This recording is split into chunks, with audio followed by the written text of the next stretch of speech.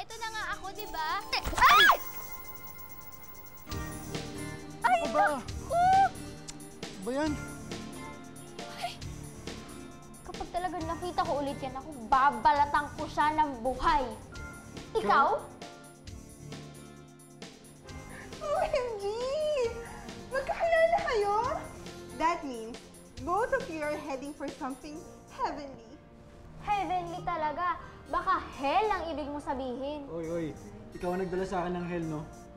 Eh bakit sa tingin mo, kung hindi ako makapasa doon sa cake making class ko, kung bumagsak ako, kung wala akong maipasa, wala ka rin naman pakialam, di ba? So I was right. Kayo na palang dalawa. Ipagpapalit mo na lang ako sa isang babaeng kasing cheap na mga cakes na ginagawa niya.